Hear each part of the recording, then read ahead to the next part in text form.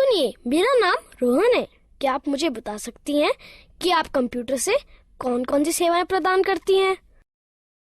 हाँ बिल्कुल, मेरा नाम गीता है और जैसा कि आप देख रहे हैं कि मेरे पास इंटरनेट सुविधा युक्त एक कंप्यूटर है, जिसके जरिए मैं विभिन्न सेवाएं जैसे रेल टिकट की बुकिंग, विभिन्न प्रकार की सूचनाएं जानने में, बिजली व मोबाइल फोन के बिलों का भुगतान, बैंक से लेन देन, पैन कार्ड, पासपोर्ट का आवेदन आदि आदि सुविधाएं प्राप्त करा सकती हूँ।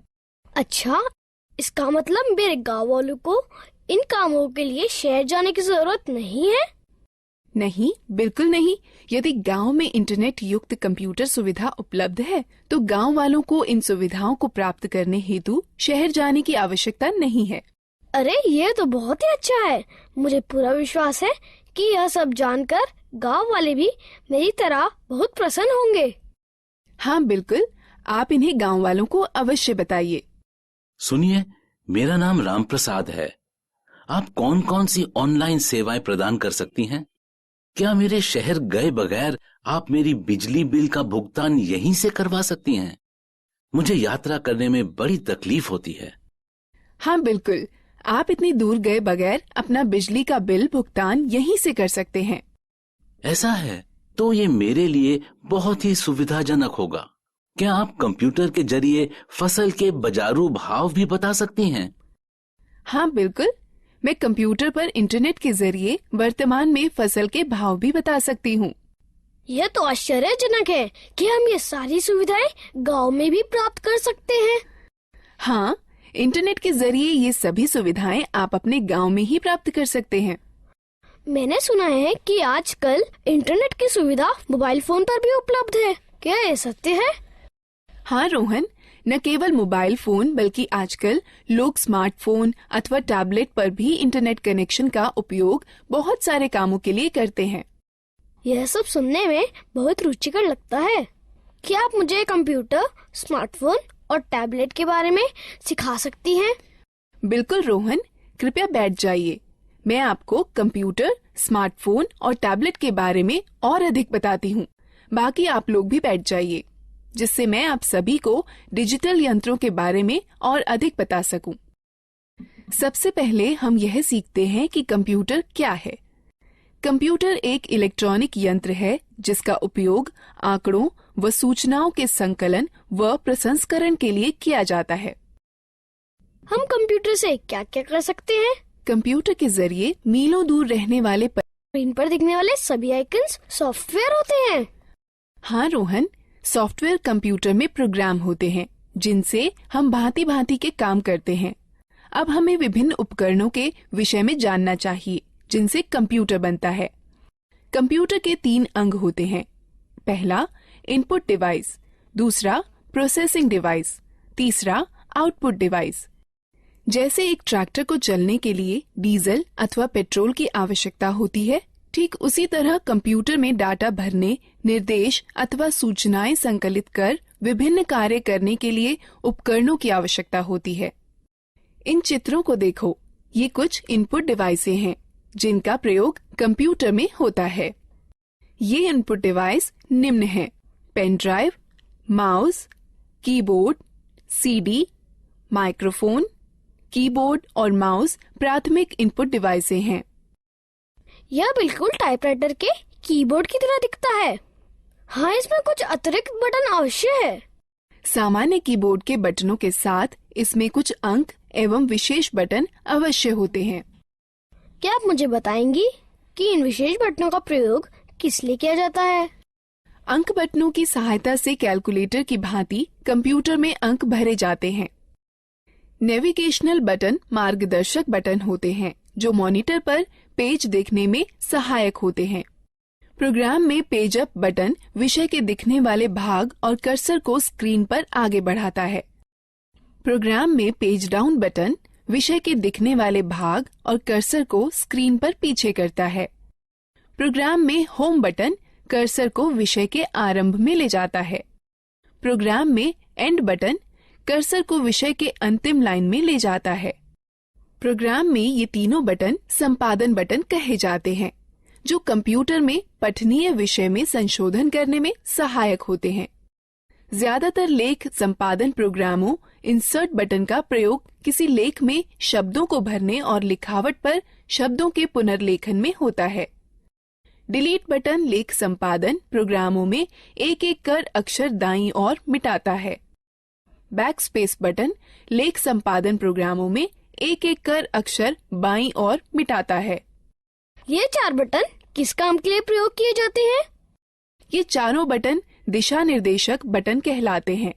ज्यादातर लेख संपादन प्रोग्रामों में ऊपर की तरफ तीर के निशान वाला बटन कर्सर को स्क्रीन पर ऊपर की ओर ले जाता है। ज्यादातर लेख संपादन प्रोग्रामों में नीचे की तरफ तीर के निशान वाला बटन कर्सर को स्क्रीन पर नीचे की ओर ले जाता है। ज्यादातर लेख संपादन प्रोग्रामों में बाएं की तरफ तीर के निशान वाला बटन कर्सर। दीदी, कंप्यूटर सारा डाटा कहाँ संचित करता है? जिस तरह तुम्हारा दिमाग बहुत सी आवश्यक चीजों को याद रखने में तुम्हारी मदद करता है, उसी तरह कंप्यूटर डाटा संचित करता है, जिसे कंप्यूटर मेमोरी कहते हैं। कंप्यूटर की मेमोरी 2 तरह की होती है, प्राथमिक अथवा मुख्य मेमोरी और द्वितीयक मेमोरी। मुख्य प्राथमिक मेमोरी बहुत तेज है, इसे रैम कहते हैं। इसका अर्थ रैंडम एक्सेस मेमोरी अथवा रैम होता है।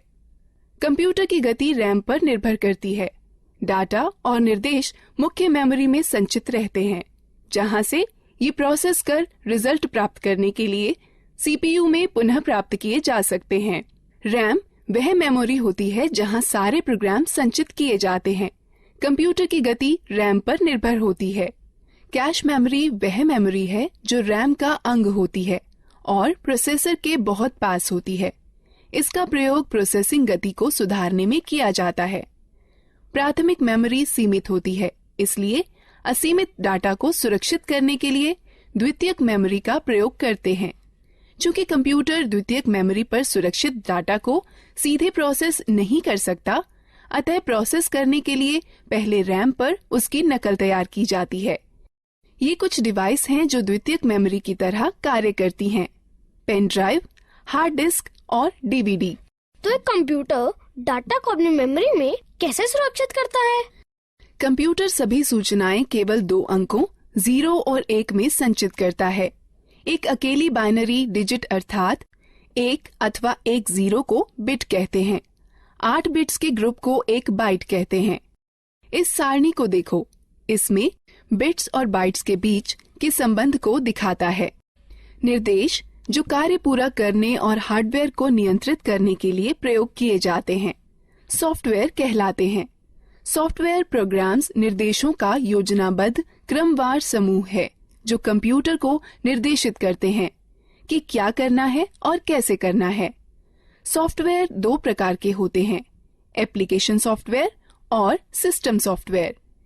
एप्लीकेशन सॉफ्टवेयर वो प्रोग्राम होते हैं जो उपयोगकर्ता को कंप्यूटर में विशिष्ट कार्य को पूरा करने में मदद करते हैं। माइक्रोसॉफ्ट वर्ड और open office draw application software के उदाहरण हैं, जो प्रोग्राम कंप्यूटर हार्डवेयर से सीधे जुड़े होते हैं। सिस्टम सॉफ्टवेयर कहलाते हैं। कंप्यूटर चलाने के लिए आपको एक ऑपरेटिंग सिस्टम की आवश्यकता होती है, जो एक सिस्टम सॉफ्टवेयर है। हमारे आगे बढ़ने से पहले इस एक्टिविटी में भाग लेते हैं। गीता, ये सब रुचिकर है। मैंने पहले कभी भी कंप्यूटर नहीं चलाया है। क्या तुम मुझे बता सकती हो कि कंप्यूटर कैसे स्थापित किया जाता है और कैसे चलाया जाता है? अवश्य चाचा, मैं सब कुछ समझा दूंगी। सबसे पहले मैं आपको कंप्यूटर के विभिन्न अंगों से परिचित कराती हूँ। यह मॉनिटर है। यह टेलीविजन की तरह है और इसकी स्क्रीन पर आउटपुट देखा जाता है। यह सिस्टम बॉक्स है। इसमें सेंट्रल प्रोसेसिंग यूनिट अर्थात सीपीयू होता है। यह सीपीयू ही कंप्यूटर का मुख्य दिमाग होता है। यह कीबोर्ड और माउस हैं। यह दोनों इनपुट डिवाइस हैं, जिसके द्वारा कंप्यूटर में डाटा भरा जाता है। कंप्यूटर को जोड़ने के लिए सबसे पहले उसे मेज पर रखिए। तब सिस्टम बॉक्स के बगल में मॉनिटर रखिए। सिस्टम बॉक्स के पीछे का भाग देखिए। इसमें विभिन्न डिवाइसें जोड़ने के लिए खांचे बने हैं, जिन्हें पोर्ट कहते हैं। अब इस तरह से मॉनिटर सिस्टम से जोड़ा जाता है। सिस्टम बॉक्स वीडियो पोर्ट को वीजीए पोर्ट कहते हैं। इससे मॉनिटर को जोड़ने वाले तार को VGA केबल कहते हैं। VGA केबल के एक सिरे को सिस्टम के VGA पोर्ट से तथा दूसरे को मॉनिटर से जोड़ा जाता है। कीबोर्ड 2 प्रकार के कनेक्टर वाले होते हैं, PS2 कनेक्टर अथवा USB कनेक्टर। कीबोर्ड को कनेक्ट करने के लिए उसके कनेक्टर को सिस्टम के उपयुक्त पोर्ट में जोड़ा जाता है। माउस 3 प्रकार के कनेक्टर वाले होते हैं, PS2 कनेक्टर, USB कनेक्टर अथवा सीरियल कनेक्टर। माउस को कनेक्ट करने के लिए उसके कनेक्टर को सिस्टम के उपयुक्त पोर्ट में जोड़ा जाता है। उसी तरह यदि आप प्रिंटर को जोड़ना चाहते हैं तो उसके कनेक्टर, जो इन 2 में से किसी एक प्रकार का हो सकता है, समानांतर पोर्ट अथवा USB पोर्ट को सिस्टम के उपयुक्त पोर्ट में जोड़ दें। अब हम कंप्यूटर को बिजली के मेन बोर्ड से कैसे जोड़ सकते हैं? कंप्यूटर 2 बिजली सप्लाई के तारों के साथ आता है। एक बिजली सप्लाई तार को सिस्टम यूनिट के बिजली सप्लाई प्लग में तथा दूसरे तार को मॉनिटर के पोर्ट से प्लग करें। उसके बाद दोनों तारों को बिजली के पोर्ट से या UPS से जोड़ें। क्या आप हमें दिखा सकती हैं कि कंप्यूटर को कैसे जोड़ते हैं? बिल्कुल। कंप्यूटर चालू करने के लिए निम्न कार्यवाहियों का अनुसरण करें। पहले सिस्टम यूनिट व मॉनिटर दोनों की बिजली सप्लाई चालू करें। तब सिस्टम यूनिट का पावर बटन दबाकर उसे चालू करें व मॉनिटर का पावर बटन दबाकर उसे चालू करें। अब कुछ क्षण इंतजार करें और देखें कि मॉनिटर पर डिस्प्ले आने लगा है। इसे बूट स्क्रीन कहते हैं। धीरे धीरे सभी सॉफ्टवेयर लोड हो जाएं तो कंप्यूटर प्रयोग के लिए तैयार है। जैसे आप जानते हैं कि बेसिक मोबाइल फोन एक ऐसा यंत्र है जिससे आप कॉल कर सकते हैं, कॉल प्राप्त कर सकते हैं व मैसेज लिखकर भेज सकते हैं व प्राप्त कर सकते हैं। आधुनिक मोबाइल फोनों में कई तरह की विशेषताएं होती हैं, जैसा कि इंटरनेट, खेल, कैमरा, वीडियो गेम और मार्ग निर्देशन प्रणाली। यह फोन स्मार्टफोन कहलाते हैं।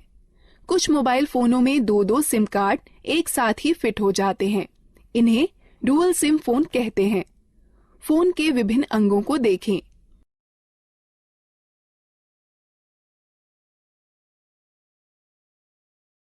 गीता, क्या तुम मुझे दिखा सकती हो कि फोन में सिम व बैटरी कैसे डालते हैं?